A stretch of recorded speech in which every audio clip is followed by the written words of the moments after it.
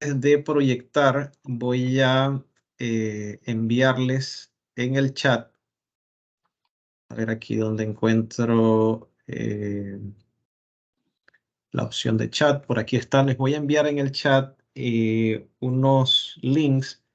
Ayer la señora Reina nos hacía una consulta sobre el tema de la exoneración del pago de impuestos de fincas agropecuarias específicamente. Entonces por acá les voy a compartir un resumen de una firma contable, como una publicación que hizo la firma contable en el 2021. Y adicional les voy a compartir la ley como tal, la Gaceta Oficial, en Gaceta Oficial, en donde ya pues se menciona específicamente a qué corresponde el beneficio como tal, ¿verdad? Entonces por aquí les va esa notita del contador como tal y también el tema de la ley para la exoneración de fincas agropecuarias con valores catastrales inferiores a $350.000 y también la ley eh, que hace referencia al tema de la exoneración para empresas agroindustriales y agropecuarias eh, que facturen menos de $350.000 como tal anualmente, ¿verdad? Entonces por ahí les va la información. Ahora sí, vamos a proyectar lo que tenemos para el día de hoy.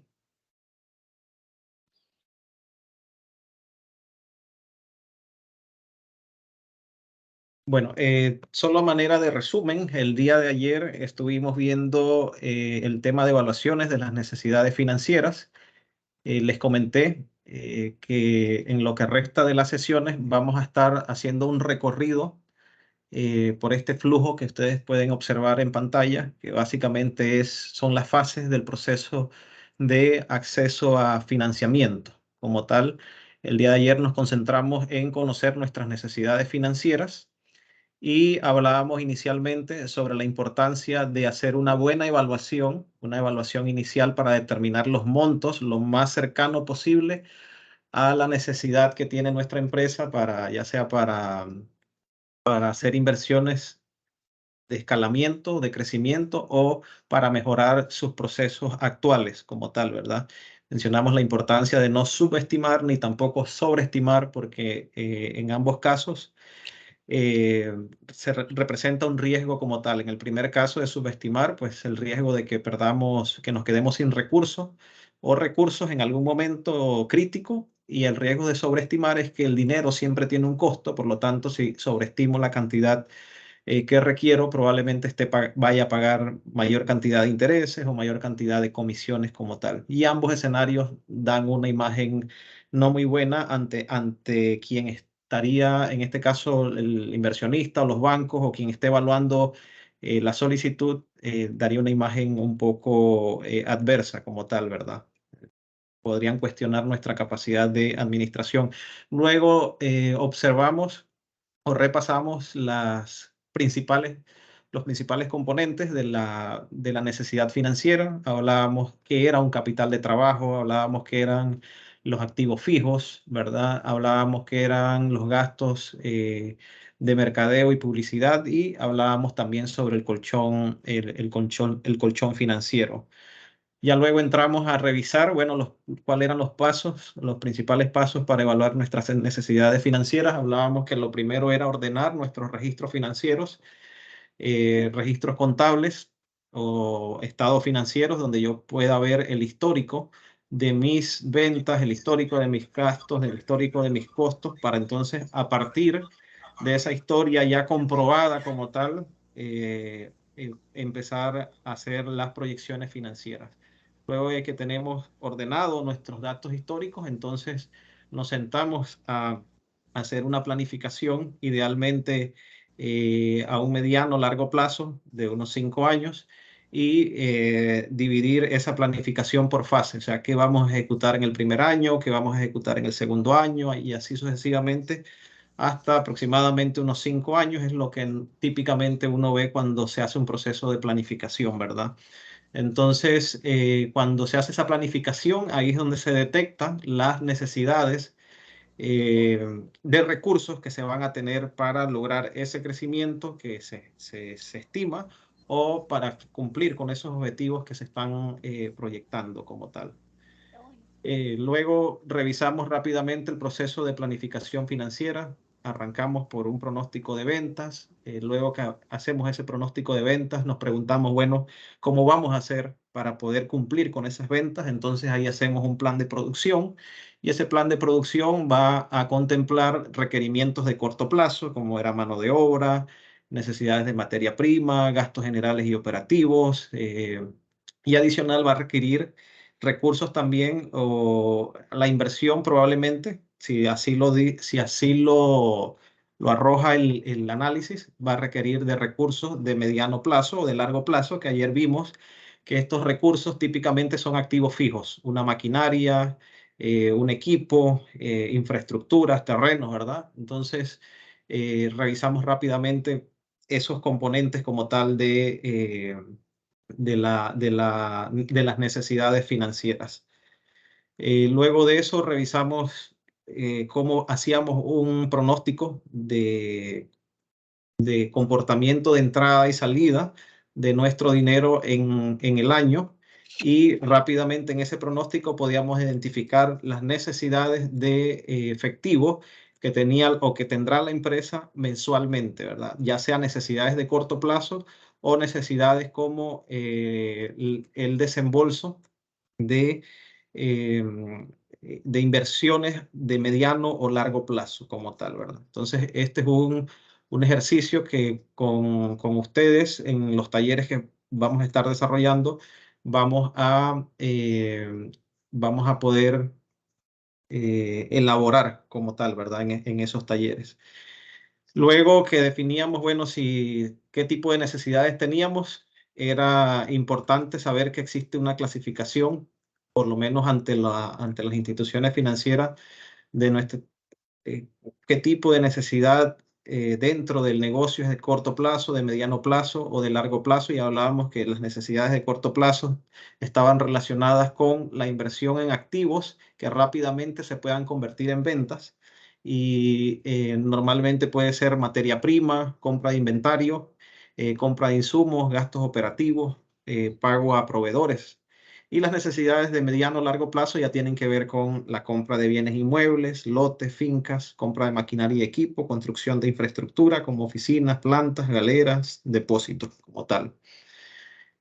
Hasta ahí fue fue el contenido revisado el día de ayer. No sé, ayer recuerdo que habían preguntas sobre la sesión anterior. No sé si les quedó alguna duda sobre alguno de los temas que observamos ayer, que analizamos ayer.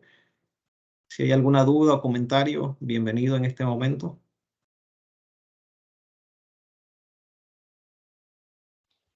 No, todavía.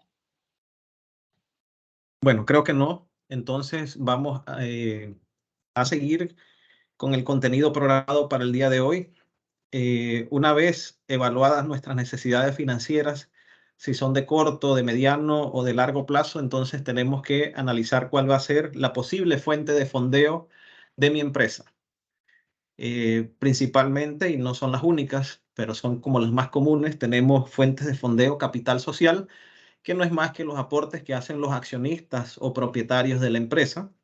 Esa es una potencial fuente de fondeo.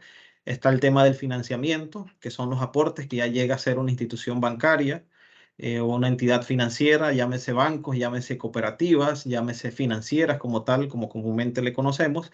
Y está una potencial tercera fuente, que son las subvenciones o ayudas estatales. Como tal, dentro de las subvenciones podemos encontrar diferentes tipos de subvenciones y en su momento lo vamos a estar viendo. Pero principalmente estas son como las tres categorizaciones que existen para yo como empresa salir o para que mi empresa salga a fondearse. Pero antes de salir a fondearse, es importante analizar, bueno, cuáles son las ventajas o desventajas de estos tipos de fondos, ¿verdad? ¿Cuál es la ventaja o desventaja del financiamiento bancario o de las subvenciones o del capital social como tal?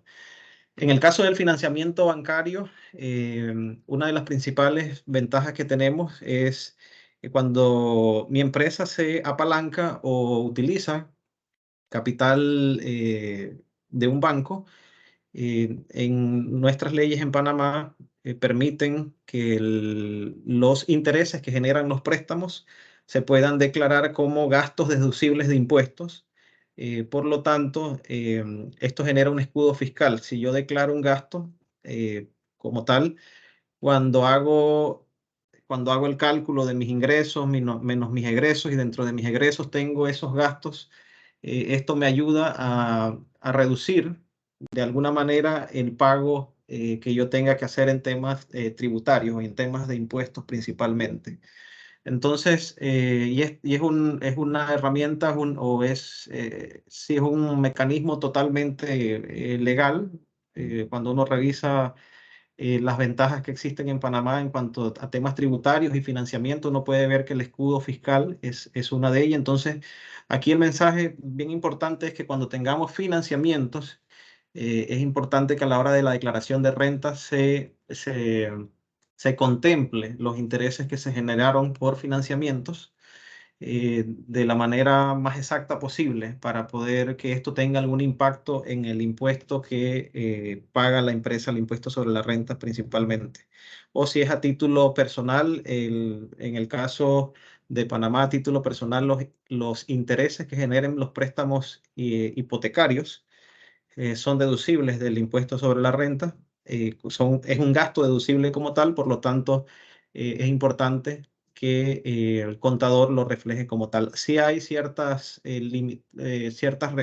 regulación con este tema en cuanto a los montos totales que se pueden deducir y todo eso, y ese es un tema que se ve puntualmente con el contador, que debe manejar pues a detalle las condiciones como tal o los requerimientos para aplicar a una deducción para incluir el gasto financiero, o sea, los intereses como un gasto dentro de la declaración de renta. Otra de las ventajas del financiamiento, independientemente del tipo de financiamiento, ya sea bancario o financiamiento por subvenciones, es que nos permite ampliar nuestra actividad y aprovechar oportunidades específicas. En el caso del financiamiento con bancos, ¿verdad? Específicamente nos permite o evita ceder parte de la propiedad de la empresa a nuevos socios. Hay empresas que son abiertas a incluir nuevos socios como tal. Sin embargo, más adelante vamos a ver que incluir también nuevos socios dentro de la empresa muchas veces lo que sucede es que se pierde el control dependiendo de la cantidad de acciones o el pacto que se haya llegado con esos nuevos socios sobre el control de la empresa. En cambio, con bancos, el banco no entra como un accionista, si bien es un tipo de socio financiero como tal, no entra a tomar decisiones por lo general, ¿no? No entra a tomar decisiones dentro de la empresa. Hay casos sí puntuales donde el banco sí establece condiciones, pero mientras todo fluya de manera correcta, mientras la empresa cumpla con lo pactado en los planes de pago, que la actividad esté operando de manera correcta, por lo general los bancos no entran a condicionar la operación o la administración de la empresa. Entonces, esa es como una ventaja del el financiamiento que evita ceder a alguna parte la propiedad de la empresa. Otro aspecto importante del financiamiento bancario, igual con las subvenciones o incluso con los aportes de nuevos socios, es que se mejora la eficiencia de las operaciones en la mayoría de los casos, ya que se requiere, ¿verdad?, o obliga a la empresa a implementar un sistema de administración un poco más transparente y más claro, porque hay que ya rendirle cuenta a un tercero. En el caso de estar con, por ejemplo, con una institución financiera, ya habría que cumplir si no los estoy llevando con estados financieros, habría que cumplir si no cuento con ello, con registros contables. Entonces, hasta cierto punto, como que presiona de alguna manera a la empresa a que formalice o a que comience a implementar un sistema de administración un poco más sólido en caso de que no se esté dando como tal, ¿verdad? Como les mencionaba, bueno, la participación de terceros puede que la empresa de alguna manera ceda parte de esa propiedad y ceda un poco el poder de toma de decisiones. Sin embargo, la participación de terceros como accionistas, como inversionistas, también podría traer, tiene pro y tiene contras, también podría traer beneficios a la empresa. Es decir, si me estoy aliando, si yo he detectado que mi empresa tiene deficiencias administrativas, deficiencias financieras, y yo decido asociarme con una persona que tenga conocimientos vastos sobre el tema, eso podría aportar grandes beneficios a la empresa como tal, ¿verdad? Entonces, el tema de asociarse también puede representar eh, ventajas para la empresa. Normalmente, pues uno siempre o lo común es que se asocie eh, con personas que vayan de alguna manera a aportar y no vayan a restar, vayan a sumar y no vayan a restar a la empresa como tal, ¿verdad? Entonces, la participación de terceros podría ser de alguna manera una ventaja si la vemos en el sentido de que llega alguien a aportar conocimiento avanzado sobre cómo administrar o cómo operar la empresa, ¿verdad? En ese sentido se puede convertir en una ventaja. Y obviamente la desventaja que ya les comenté es que pues tendríamos que diluir la participación de los accionistas debido a la inserción de este nuevo accionista o de este nuevo socio como tal. Dentro de las desventajas del financiamiento, dependiendo de la fuente de fondeo, podrían existir costos relativamente altos, ¿verdad? Por ejemplo, si yo comienzo a trabajar, mi empresa decide trabajar con una financiera. Para todos, creo que es conocido que las financieras, el costo del dinero, es decir, los intereses, las comisiones que se pagan, por lo general son superiores a trabajar con un banco, y más si es un banco que está calificado para otorgar préstamos subsidiados al sector agroindustrial. Entonces, dependiendo de la fuente de fondeo, asimismo No haga de- eso, oye, después se va a limpiar la cara. podemos definir, creo que hay un micrófono abierto, podemos de alguna manera darnos cuenta, perdón, dependiendo de la fuente de fondeo, podemos decir, bueno, si es una ventaja o una desventaja como tal. Y ni hablar de prestamistas informales o de los famosos usureros, en donde las tasas de intereses son demasiado altas y un tipo de financiamiento informal para la empresa de ese tipo podría ser muy caro como tal. Al igual que si es una empresa que se está fondeando con tarjetas de crédito, también podría representar una fuente de fondeo muy alta, con una tasa de interés muy alta. Los financiamientos, en el caso de financiamientos bancarios, muchas veces, en la mayor parte de las veces, incluye la pignoración, es decir, la hipoteca de algún tipo de activo, ya sea de una cuenta de ahorros, ya sea de un bien inmueble, ya sea de un bien mueble. Entonces, normalmente, pues eso puede ser una limitante para la empresa accesar al financiamiento y se convierte también en una desventaja porque tengo que poner algo en respaldo de lo que en respaldo del dinero que estoy obteniendo. Como les decía, puede ser una desventaja si asocio o incluyo nuevos socios dentro de mi empresa, porque puedo llegar a diluir la propiedad en favor de otros. Eso es en el caso cuando incluyo nuevos accionistas. Y en el caso de las subvenciones, es decir, cuando recibo algún fondo no reembolsable o parcialmente reembolsable, por lo general, muchas subvenciones no vienen acompañadas de transferencia de conocimiento, simplemente vienen y aquí está el dinero y vea usted cómo lo emplea dentro de la empresa. Eso ocurre con algunos tipos de subsidios que tenemos en el país, entonces, por lo tanto, no siempre, pero en muchos casos, las subvenciones no vienen acompañadas de esa transferencia de conocimiento. En Panamá no es muy común, pero por ejemplo en Centroamérica hay muchas donaciones de proyectos de cooperación internacional de países desarrollados que tienen fondos para donar a países subdesarrollados, y es muy común encontrar donaciones de equipos, de plantas de procesamiento, principalmente a cooperativas, asociaciones, muchas de ellas en abandono, porque llega el dinero para la construcción, para la compra del activo, pero no llega el dinero para el fortalecimiento de las capacidades del recurso humano.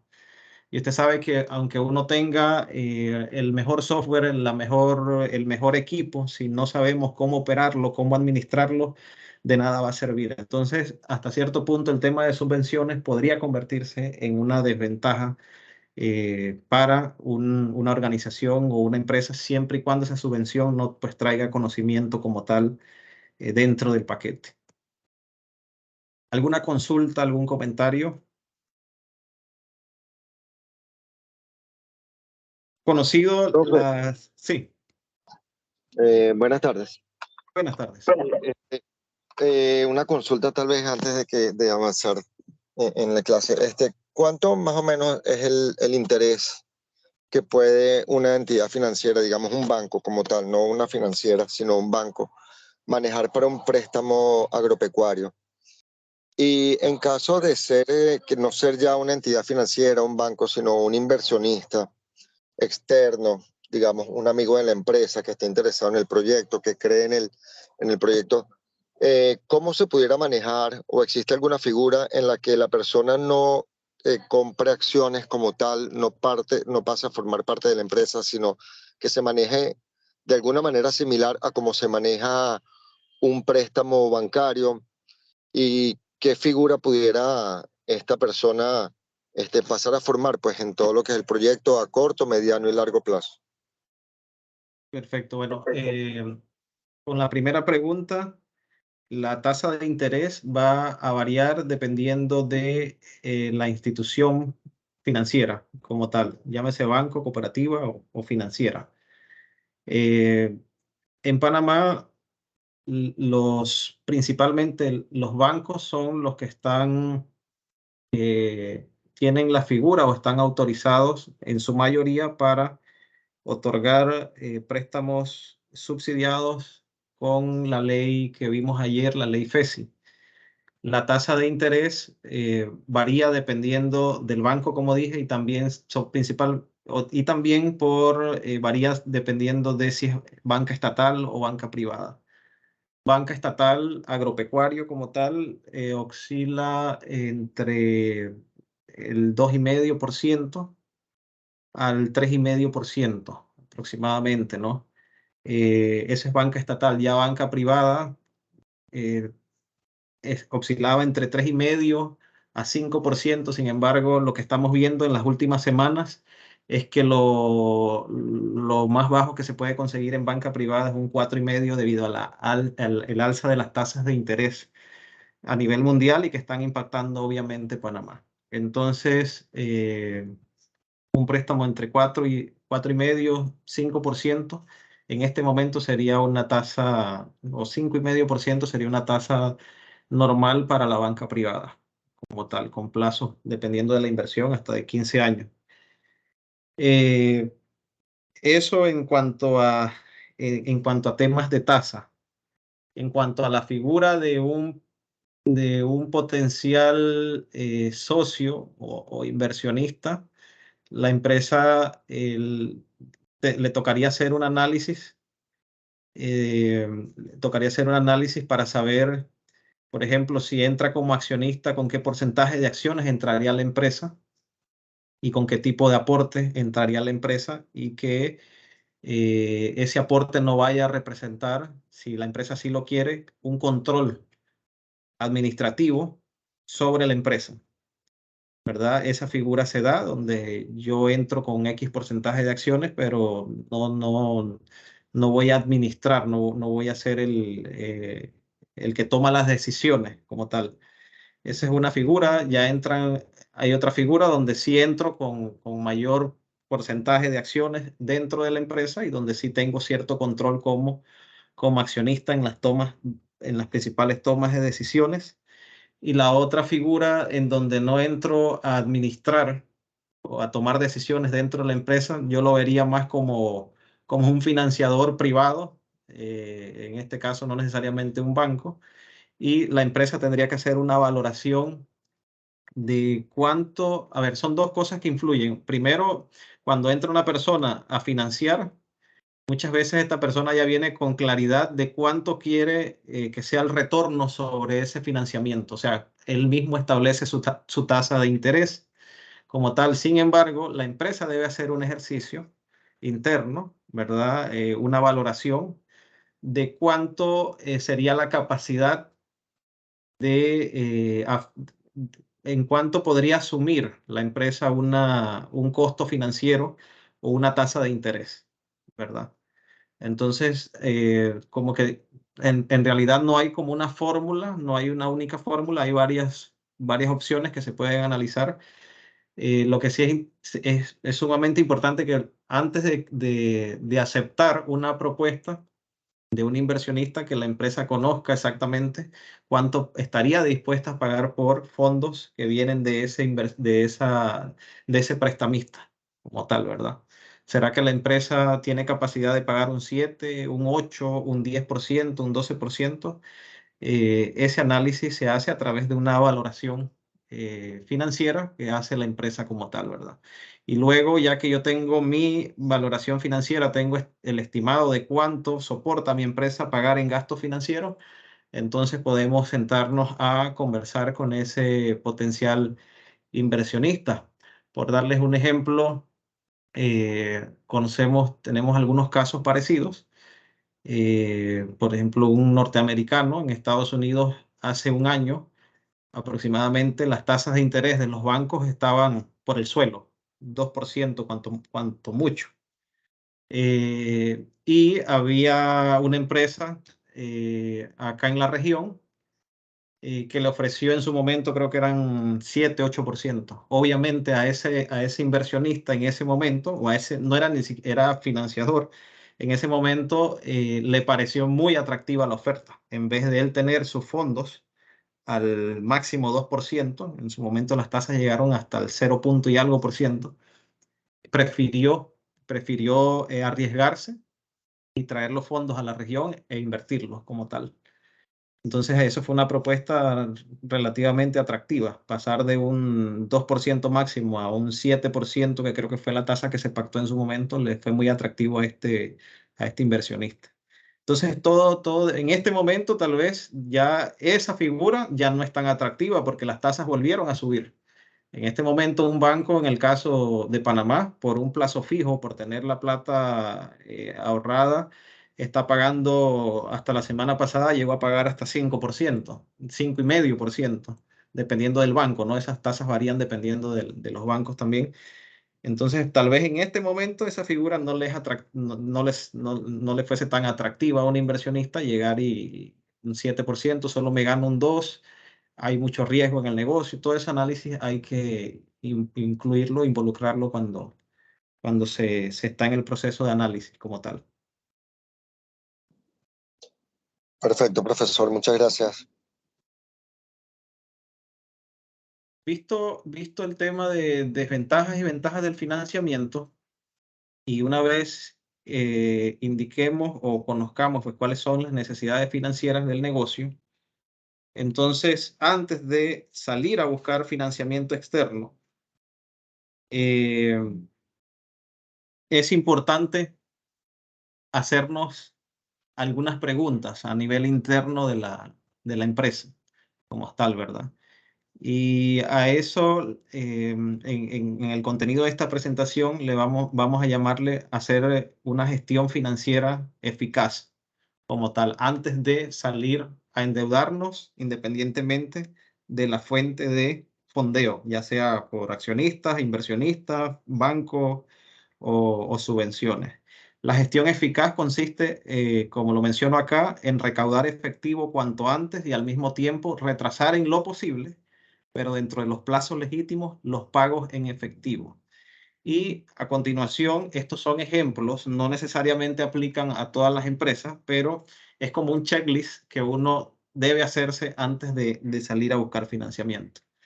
Y lo primero, bueno, revisamos nuestras cuentas por cobrar y en cuanto a nuestras cuentas por cobrar nos hacemos varias preguntas. Podemos exigir a nuestros deudores que paguen con mayor puntualidad, es decir, si estoy dando un crédito a 30 días y veo que van 60 y no he podido recuperar el dinero, entonces probablemente vaya a tener que hacer ajustes en mis políticas de cuentas por cobrar, ¿verdad? Es posible con la ayuda de una entidad de cobro recuperar deudas incobrables o las cuentas por cobrar trasladadas a pérdidas. En Panamá existen empresas que se dedican a cobrar cuentas que para la empresa como tal ya son incobrables, o existen servicios que para la empresa como tal son incobrables. Obviamente eso tiene un costo, pero si yo administro una empresa que tiene una cantidad considerable de cuentas por cobrar ya casi irrecuperables, entonces podría pensar en esa opción. La otra opción con las cuentas por cobrar es que si hay alguna empresa de factoraje que esté dispuesta a comprar mis facturas. Factoraje, pues es el producto del factoring, el famoso factoring que tienen los bancos, que más adelante vamos a ver sus características, pero es una opción de salir a buscar dinero también antes de ir a solicitar un financiamiento como tal.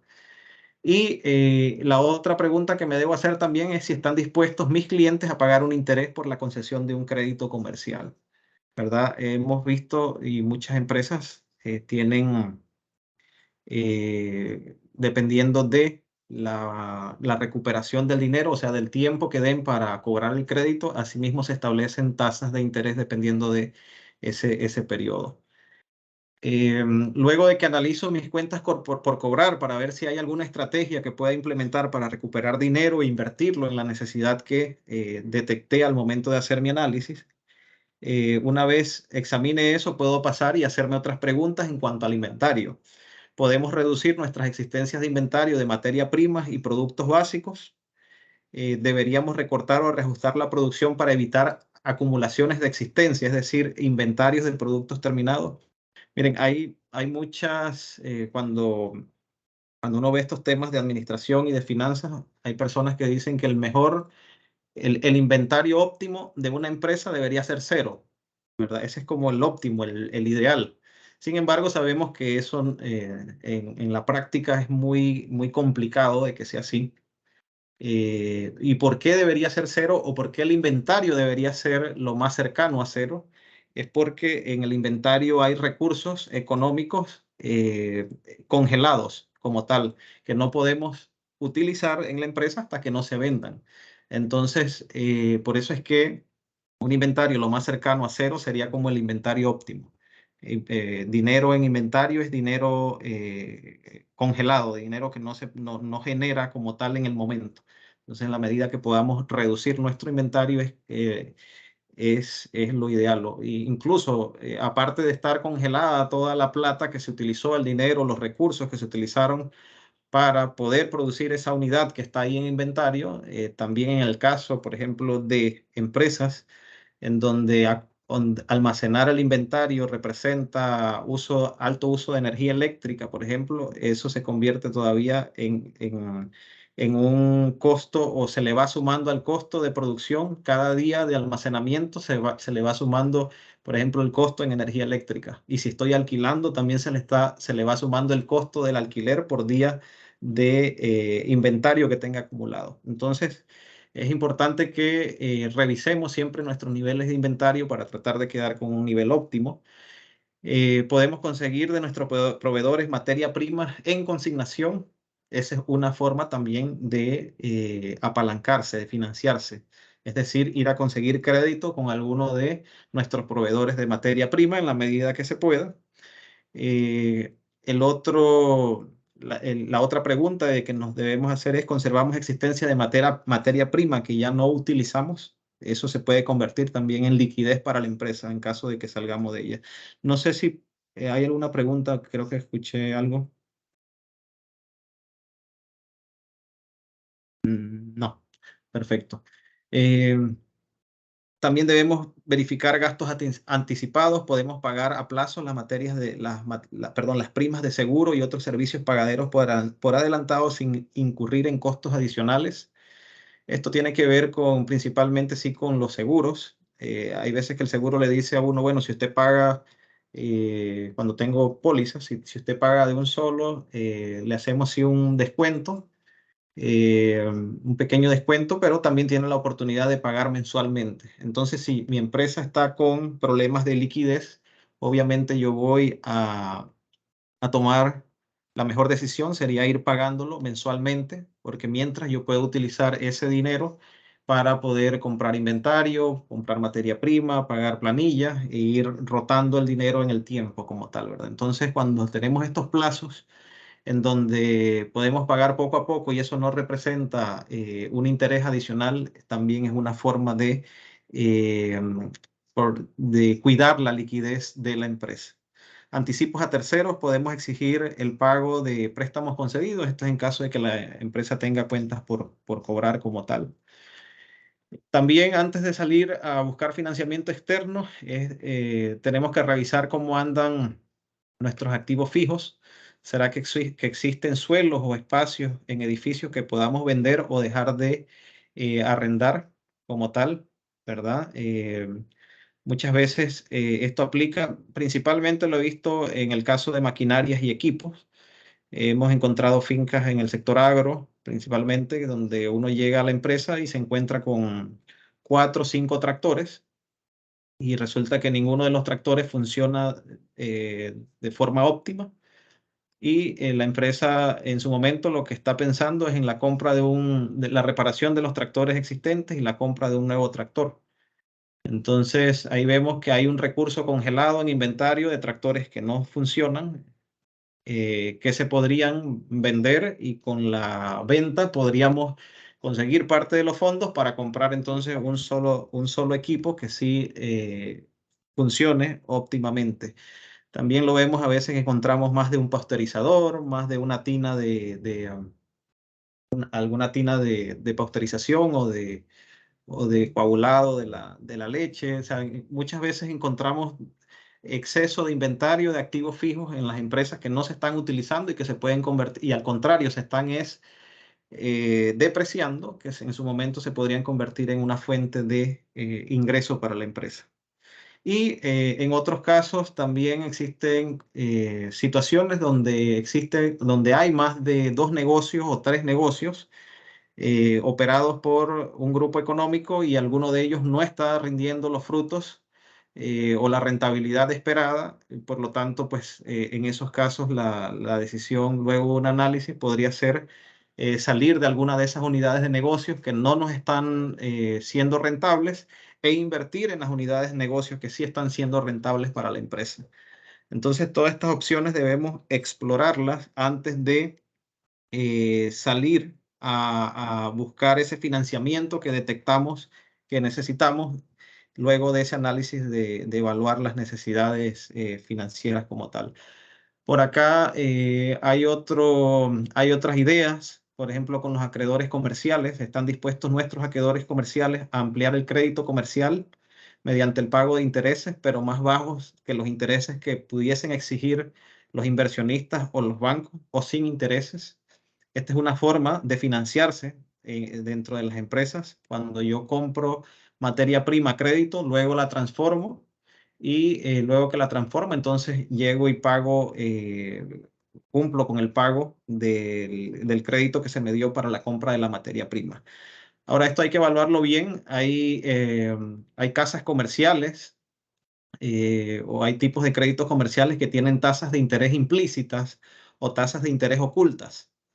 Le dicen al comprador, sí, no, yo no cobro ningún tipo de interés, te lo doy a crédito a 30 días, a 60 días. Sin embargo, pueda que dentro del precio que esté pagando, sí hay algún tipo de interés oculto. Muchas veces uno se da cuenta cuando uno pregunta, bueno, ¿y si compro al contado, cuánto sería el descuento? ¿Verdad? Entonces, toda esa parte hay que analizarla, porque si el descuento al contado me es más beneficioso, entonces, me es más beneficioso? O sea, si el porcentaje de descuento que obtengo al contado eh, de alguna manera compensa alguna tasa de interés que me esté ofreciendo un banco, así es, si la tasa de interés del banco es menor como tal, entonces preferiría, y si tengo la posibilidad de ir a apalancarme con un banco, a obtener financiamiento para poder comprar a interés, para poder comprar al contado en esta empresa que supuestamente me está dando un crédito comercial sin interés. Entonces, todos estos aspectos hay que analizarlos a la hora de la compra al crédito con empresas comerciales como tal. Se ve mucho en el sector agro, en el tema de fertilizantes, insumos agropecuarios y todo esto. El tema de impuestos también debemos analizarlo. Podemos aplazar el pago de impuestos y licencias o pagarlos a plazo sin penalización. Eso es una opción como tal. En los préstamos a corto plazo podemos ampliar los periodos de gracia, podemos reajustar los plazos. El periodo de gracia, ustedes saben que muchos bancos, cuando la empresa está incursionando en algún negocio, pueda que otorgue periodos de gracia y un periodo de gracia donde yo no pago capital.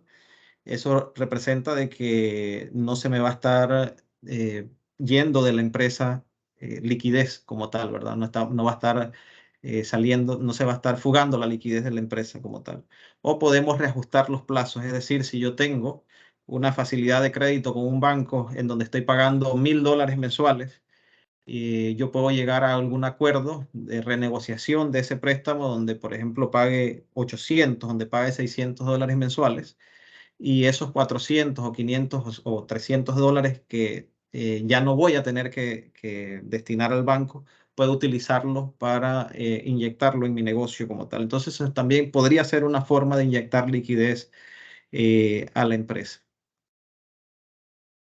¿Alguna consulta hasta el momento?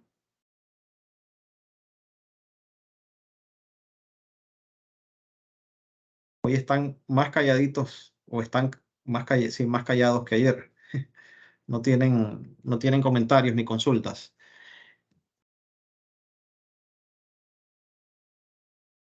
Perfecto, entonces vamos a seguir. Ahora vamos a ver, o sí, vamos a estar analizando los principales instrumentos o productos financieros que tiene la banca panameña. Dentro de los principales, bueno, acá para retomar el flujo que les comenté que íbamos a estar viendo, ahora dentro de la etapa 1 vamos a ver cuáles son los instrumentos como tal. Y estos instrumentos que uno encuentra financieros pueden ser formales e informales. Como les decía, los informales tienen muchas veces las desventajas eh, que pueden ser muy caros, como los prestamistas informales, los amigos o incluso familiares como tal. Y los formales ya estuvimos analizando un poco las fuentes como bancos, capital social, crédito comercial y las subvenciones como tal. El crédito comercial, bueno, recién lo comentábamos, es un servicio financiero basado en un acuerdo previo entre comprador y vendedor. Es una forma de crédito más frecuente y barata, y ponemos barata entre comillas, por lo que les comenté, pueda que en un crédito comercial haya una tasa de interés implícita o una tasa de interés oculta. Entonces debemos ser lo suficientemente hábiles para poder determinar si en realidad me están dando un crédito comercial sin una tasa de interés. Una de las ventajas del crédito comercial es que normalmente no implica pignorar o hipotecar un activo como tal. Es una relación que principalmente se basa en confianza, ¿verdad? Y también puede existir cuando hay créditos comerciales, siempre tenemos que averiguar, bueno, si hay algún descuento sobre el precio de factura por pronto pago, que algunos comercios tienen este sistema de descuento por pronto pago como tal. Existe otra forma de operar, no es muy común en Panamá. Sí he escuchado algunas empresas donde se da el anticipo de efectivo. Esta es una fuente de financiamiento también.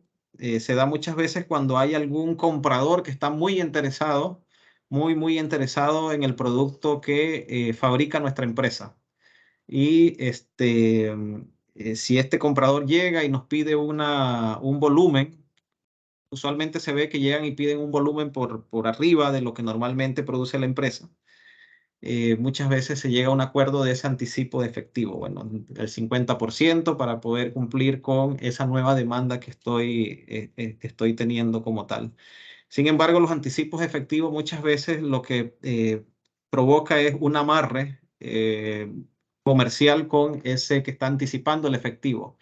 Entonces pueda que la empresa, cuando se vea amarrada comercialmente, no tenga oportunidad de buscar nuevos mercados, ¿verdad? Entonces también puede representar una limitación si en algunos casos recibimos anticipos efectivos por un potencial comprador para poder ya sea producir más o mejorar nuestros procesos productivos como tal.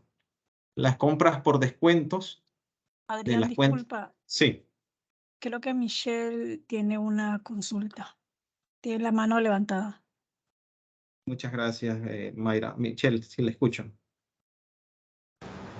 Hola Adrián, buenas tardes. Mi duda estaba con relación a lo que mencionabas de esas tasas ocultas cuando uno consigue o tiene un crédito comercial. ¿Cómo uno puede detectar eso? Indirectamente, por lo general, haciendo preguntas a la empresa, ¿qué sucedería si yo te compro al contado? Por ejemplo, ¿cuánto sería el descuento que recibiría? Eso por una parte uno podría detectar cuánto es esa tasa, ¿verdad? Es decir, si voy a hacer una compra de $5,000 al crédito y pregunto cuánto es al contado, bueno, no, te lo puedo dejar en 4,500, automáticamente hay $500 y eso lo puedo transformar a porcentaje y ya puedo de alguna manera determinar esa tasa oculta. Si no existe, si no puedo detectarlo, si la empresa me dice, no, a crédito al contado es prácticamente la tasa, el mismo precio, entonces hago un análisis de la competencia, cuánto me costaría ir a la competencia y comprar al contado. Si detecto que en la competencia comprar al contado me sale mucho más barato que allá donde no había diferencia, entonces por ahí puedo intuir que que en el otro comercio siempre existe una tasa oculta o una tasa implícita como tal. Entonces son como las formas, así como rápidamente que uno se puede dar cuenta si le están incluyendo dentro del producto una tasa implícita. Como les decía, en el caso del sector agropecuario, ocurre mucho cuando se hacen compras al contado, casi siempre puedo conseguir un mejor precio que una compra al crédito. Y es lógico, probablemente esa empresa que me está vendiendo al crédito a mí, su inventario lo compró con un crédito. Y todo crédito, todo dinero tiene un costo, ¿verdad? Tiene el costo financiero o la tasa de interés como tal. Entonces, que hay que transferir al costo del producto. Ok, muchas gracias. Volviendo a los diferentes productos o instrumentos de financiamiento, por acá tenemos las compras con descuentos de las cuentas por cobrar, el famoso factoring que tienen muchos bancos. Y este producto consiste en que si yo le vendí por ejemplo, para la pandemia, era muy común que el gobierno saliera a comprar productos agropecuarios, cerdo, café, una serie de productos para las bolsas solidarias que se daban en su momento.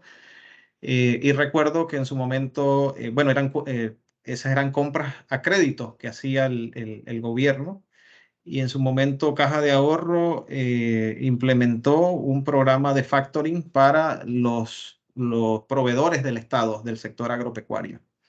Obviamente, y el producto consiste en que si tengo una cuenta por cobrar a una empresa, yo llego al banco, le presento esa factura de esa cuenta por cobrar y el banco me adelanta un porcentaje o en su totalidad, depende de las políticas, me adelanta esa cuenta, me la convierte en efectivo como tal.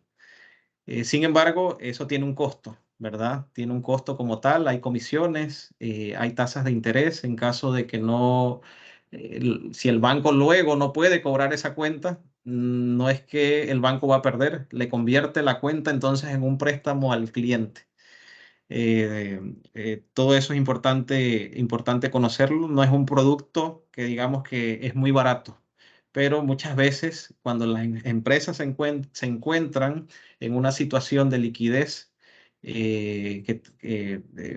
muy buena, entonces pueden usar este mecanismo de compra de facturas a través de una institución financiera que se dedique como tal a hacer el factoring.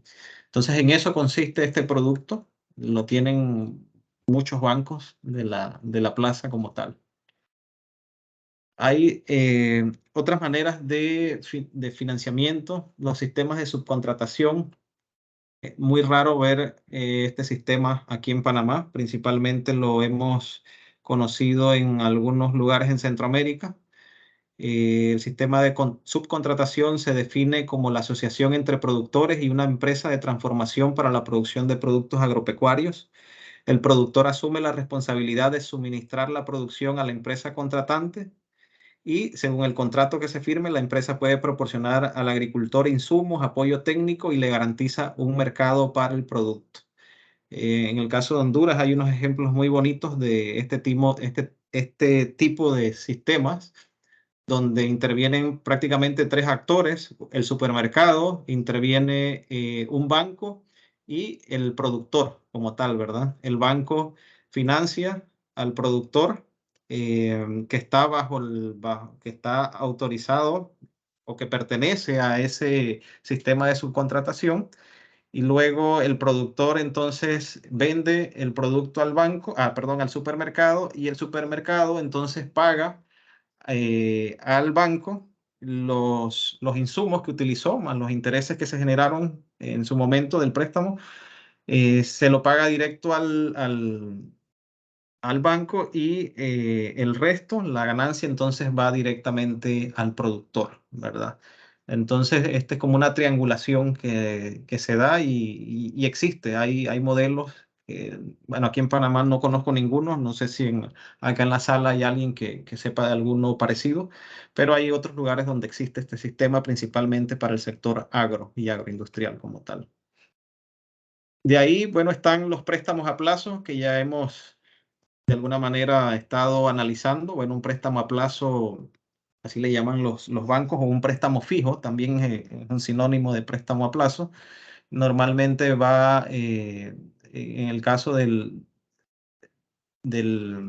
sistema panameño, van dentro de lo más usual es entre 5 y 15 a máximo 20 años son los plazos. Están los préstamos a corto plazo, que son las líneas de crédito para capital de trabajo, que usualmente van de 6 a 18 meses, dependiendo del tipo de actividad que se esté financiando, ¿verdad? Este tipo de préstamos a plazo por lo general suelen exigir garantías junto con un documento legal, que es la escritura pública. El repago, es importante que el repago de estos préstamos siempre debe ajustarse al giro del negocio, ¿verdad?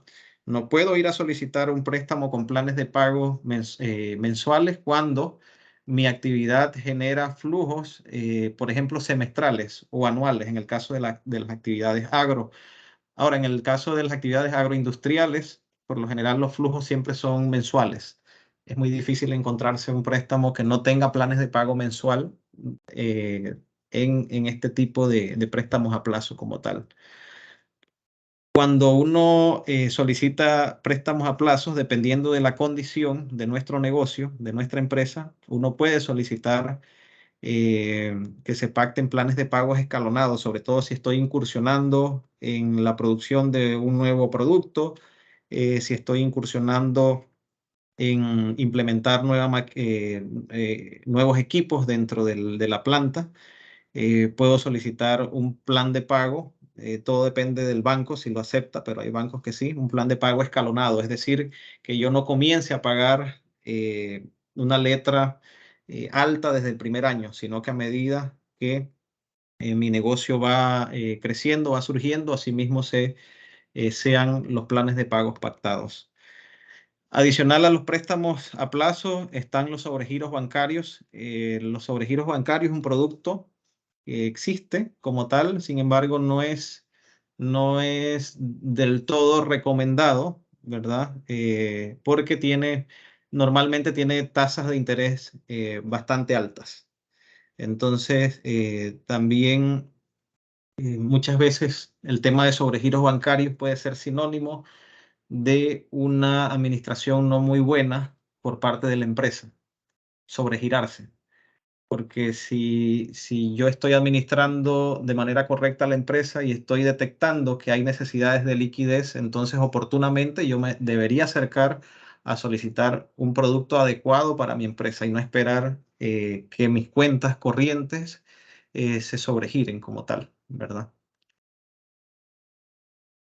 El arrendamiento financiero o leasing, este es un producto bastante común en la plaza. Funciona muy bien para, bueno, no vamos a decir que para empresas que no cuentan con garantía inmueble, la verdad es que funciona para quien cuente con garantía inmueble o no la cuente, pero aquella empresa que decide comprar equipos de procesamiento, equipos ya sea un carro, o un camión de distribución.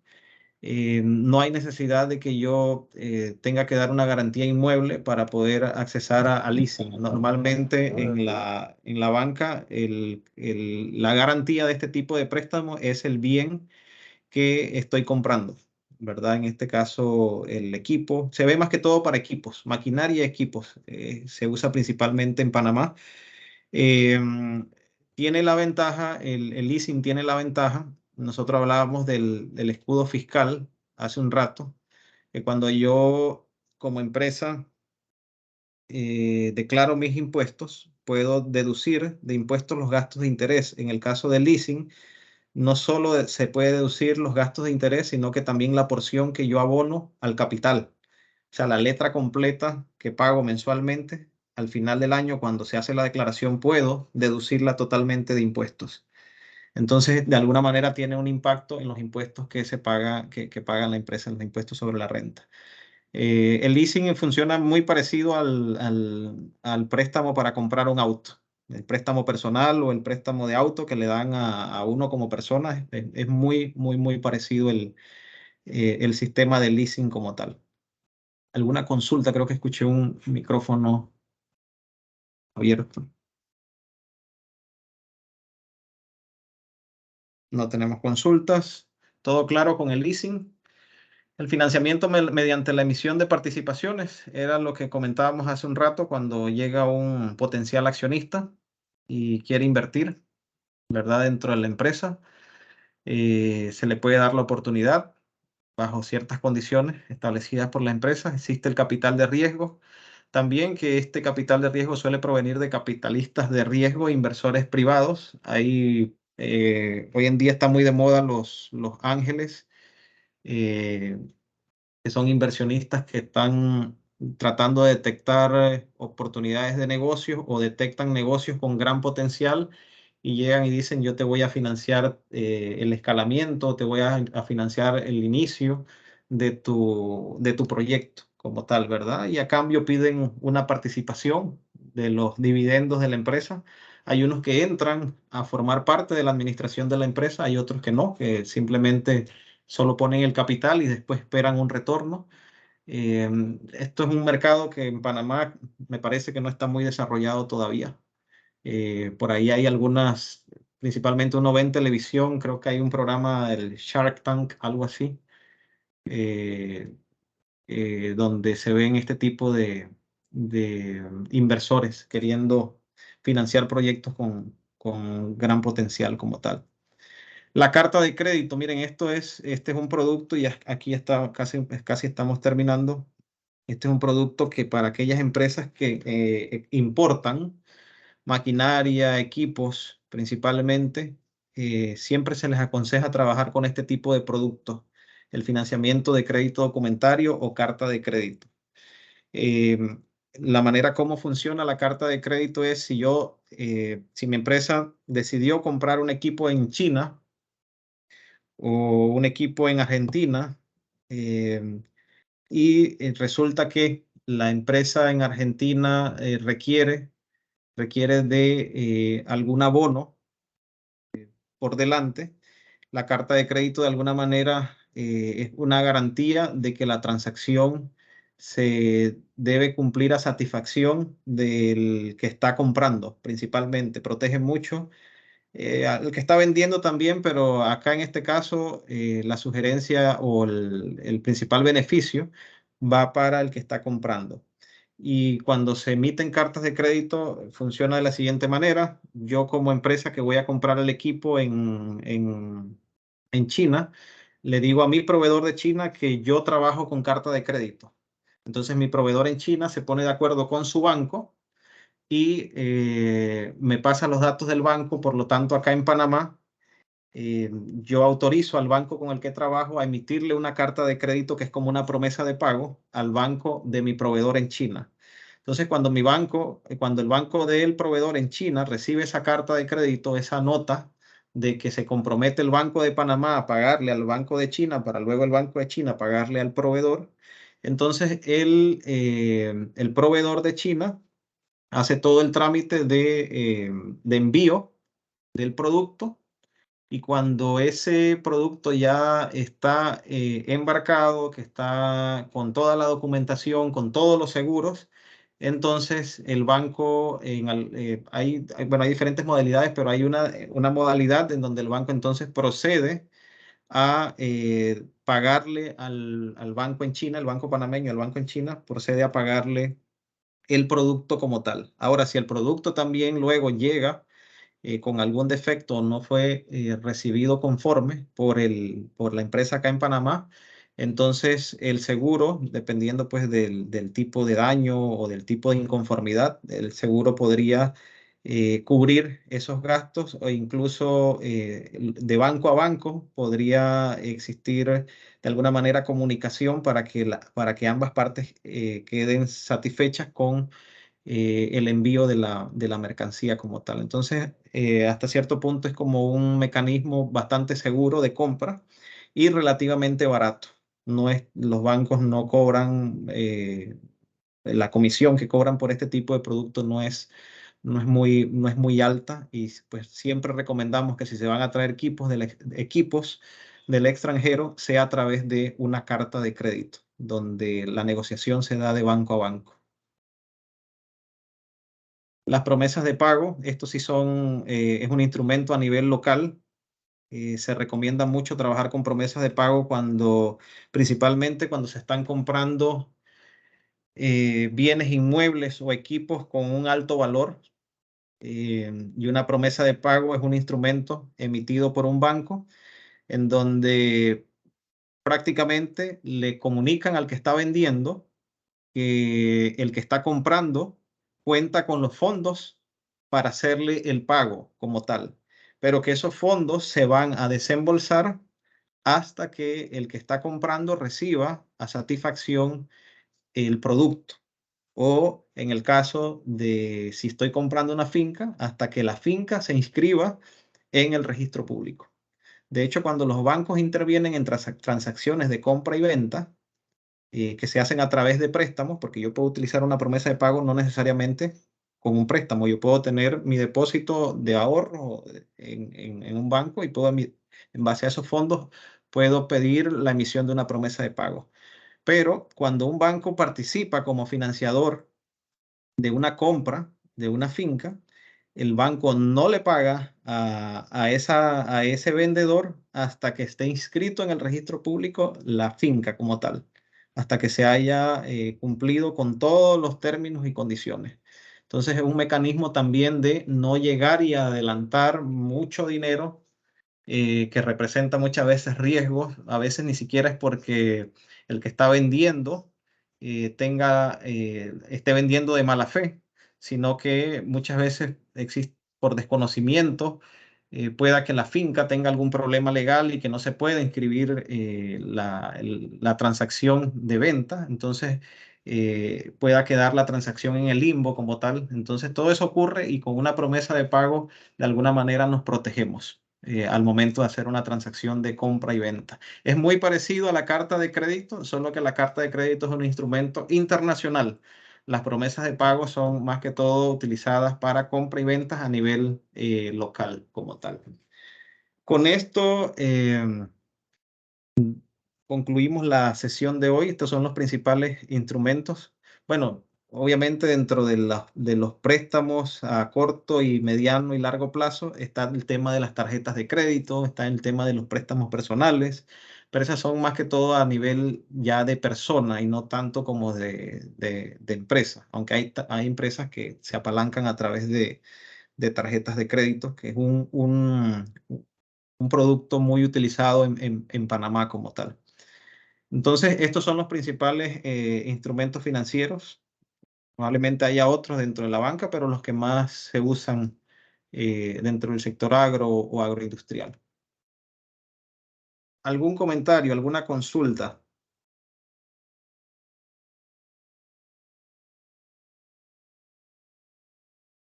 José Manuel Guillén, veo la manito. Michelle, no sé si era la pregunta anterior o si tiene otra pregunta. Sí, buenas tardes a Buenas todos los tardes. compañeros y Adrián. Oye, solamente una ampliación sobre el capital accionario y alguna recomendación, lo que nos puedas compartir. El capital accionario más que todo tiene que ver cuando yo involucro nuevos accionistas dentro de la participación que tengan en la empresa como tal. Entonces, obviamente la empresa tiene que valorar tiene que hacer una valoración de cuánto cuesta cada acción. Normalmente se ven sociedades anónimas y en cuánto podría poner a la venta cada acción de la empresa. Y dependiendo de cuántas acciones vaya a comprar el nuevo accionista, pues asimismo se le da cierto porcentaje de participación dentro de la empresa como tal.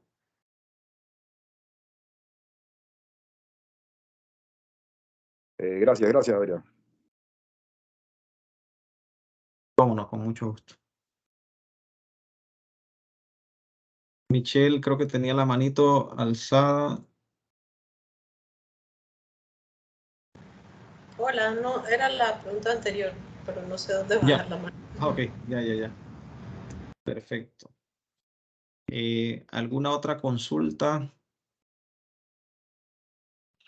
Sí, Adrián, profe, cuando Sí, hablaba sí. de créditos comerciales, habla de empresas donde podemos obtener maquinaria a crédito, digo, por ejemplo, equipos industriales y esas cosas. ¿A eso refieren los créditos comerciales? Puede ser, ese es un tipo de crédito comercial. También hay créditos comercial donde la materia prima que proceso la obtengo a crédito también. Normalmente se le llama crédito comercial a aquel tipo de crédito donde no es una institución bancaria o alguna institución financiera la que interviene en el proceso de dar el bien a cambio sin alguna tasa de interés o sin ser una institución como tal financiera. Entonces a eso normalmente se le llama crédito comercial. Insumos, es muy típico en el sector agro, que los productores principalmente de agrícolas en la parte de cultivos se financien con créditos comerciales que le dan las casas comerciales que venden insumos agropecuarios. Y también el tema de maquinarias, en el país hay varios comercios que dan maquinarias a crédito para pagar 36 meses, 12 meses. Ese es crédito, ese es el típico crédito comercial en el país.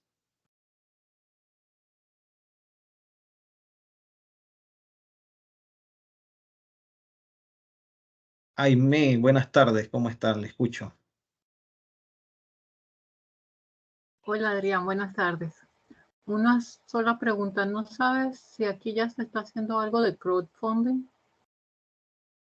Sí, hay una plataforma, tengo que buscarla, por ahí yo la tenía. Hay una plataforma que lo está haciendo. El banco que maneja muy bien el tema, si mal no recuerdo, es Credicorp. Ellos son los que principalmente han estado involucrados en el crowdfunding. Pero sí hay, aquí en Panamá ya hay principalmente fundaciones, asociaciones porque este es como siempre este tema de fondeo a través de este sistema lo usan mucho para algunas acciones sin fines de lucro, no tanto como para una empresa privada como tal. Por ahí tengo, creo que en una de las diapositivas que vamos a estar viendo al final de la sesión el viernes, vamos a estar viendo algunos ejemplos sobre este sistema también de búsqueda de fondos a través de este mecanismo. Y le debo el dato de quién lo está haciendo en Panamá. Ahí ahora lo busco y se lo paso. Gracias, Adrián. Con mucho gusto. Pero esto, lo que comentaban del crowdfunding, no comprendí muy bien, sorry. Es un mecanismo de financiamiento, ¿verdad? Y como les decía, yo abro, por lo general es para causas sociales, causas ambientales. Lo típico y los casos que conozco es que yo soy una fundación que, por ejemplo, me dedico a proteger bosques. Esa es la finalidad de mi fundación, la protección de bosques que están en peligro que están en un área muy cercana a un desarrollo inmobiliario y que peligra como tal la extinción del bosque. Entonces, principalmente utilizo el Internet, abro una página web en donde en esa página web yo hago el detalle de brindo un detalle de la causa por la que estoy luchando y le pido a donantes, a asociaciones, personas, todo el tema que están relacionados a la filantropía, que donen dinero para la protección de esa área que está en peligro de extinción como tal.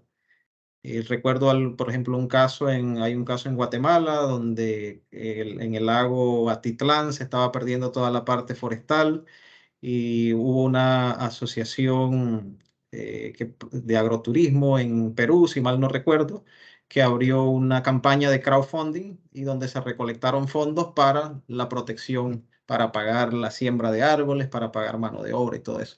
Principalmente es para temas sociales y ambientales. No sé Gracias, profe. si queda clara la explicación.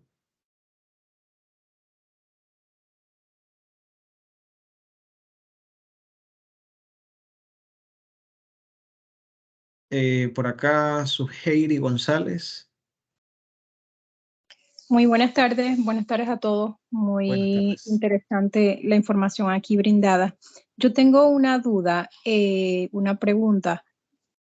En un caso de una persona ya sea socio en una empresa y quiere acceder a un crédito, pero con un proyecto solo, ¿qué tan relacionado, o sea, qué tanto el banco puede inquisitar información de esa sociedad donde tú estás, pero que es una sociedad anónima y tú no tienes el control absoluto de las finanzas? Entonces, esa información no te pertenece, pero el banco la solicite. ¿Que eso es correcto?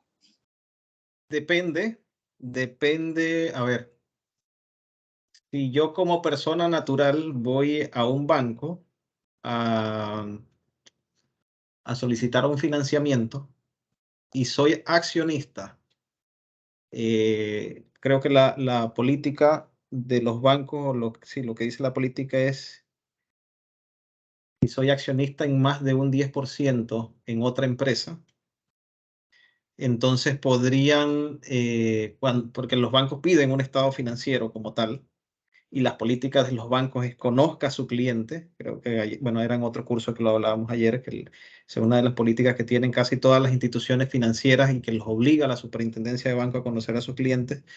Es muy probable que el banco vaya a indagar y quiera conseguir información de ese otro negocio que tiene el cliente como tal. No tanto como para para tomar una garantía de allá de ese otro negocio o para exigirle algo a ese otro negocio, más que todo como para saber cuáles son los negocios que desarrolla el cliente, porque la verdad es que es una política que tienen los bancos que ya desde hace años se viene fortaleciendo, donde deben conocer todas las actividades que realiza el cliente y todas los porcentajes de acciones que manejan en otras sociedades, ¿verdad? Porque el detalle es que si a esa persona que está solicitando ese crédito, que no necesariamente el crédito lo está solicitando esa otra empresa, de alguna manera llega a incumplir o se ve envuelta en cualquier tipo de situación, el banco tiene que manejar toda la información del cliente y es castigado por desconocer que el cliente tenía acciones en otras sociedades como tal. Entonces, hasta cierto punto, sí, todo depende muchas veces del banco, pero es muy probable que sí lleguen a indagar sobre ese otro negocio. Y hoy en día la verdad es que es casi normal que suceda. No hay que tomarlo así como que, bueno, que le interesa o que le importa al banco lo que yo haga por allá con esa otra empresa.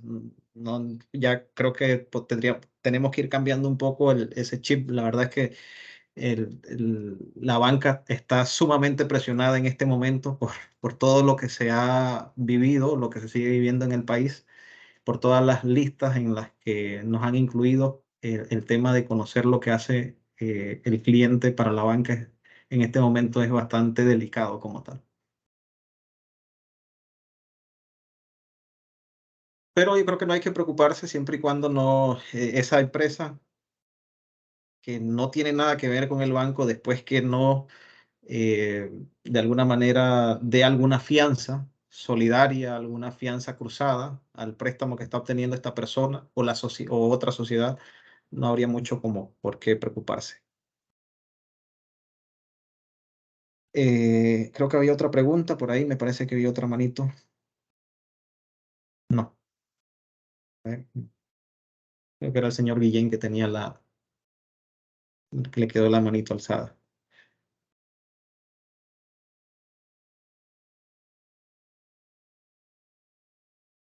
Consultas, dudas, comentarios. Estamos ya sobre un poco pasado la hora. Sí, se quedó. Ya, ok, no hay problema. Mañana, creo que por acá está Mayra. Mañana vamos a arrancar la sesión sí. con una pequeña introducción. Bueno, más que todo va a ser como para ampliar el tema del registro como empresa agroindustrial que ustedes deben tener para presentar o sea, como una certificación que deben contar para presentarle a los bancos cuando se va a solicitar un préstamo con tasa de interés subsidiada. Nos hemos enterado, hay bancos que están solicitando esta certificación, o sea que no solamente les necesitan ir a ver que la empresa esté produciendo queso, yogur, helados, sino que aparte necesitan una constancia. Entonces mañana vamos a abrir la sesión con la persona encargada por parte del MISI de emitir este tipo de certificación como empresa agroindustrial, que creo que es clave para ustedes que están con deseos en algún momento de accesar a un financiamiento, principalmente si es con banco, que conozcan los requisitos para obtener esta certificación agroindustrial y que puedan presentar a aquellos bancos que lo exigen, porque no son todos los bancos, pero es mejor tenerla y no necesitarla que lo contrario, ¿no? Entonces nos parece importante que ese tema mañana se aborde y pues que ustedes hagan sus consultas y quede claro cómo accesar.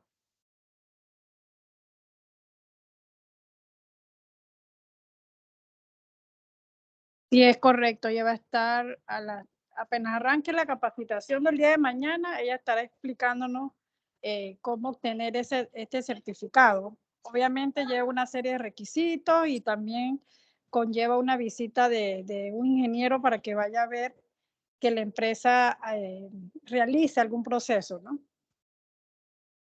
Pero bueno, todo esto se lo explican mañana a detalle. Súper. Aime creo que otra vez levantó la manito. Sí, una pregunta. ¿Esa certificación agroindustrial es del MISI o es la misma que emite el MIDA? Entiendo que esta es otra certificación agroindustrial. Ah, Es ok. correcto. Gracias.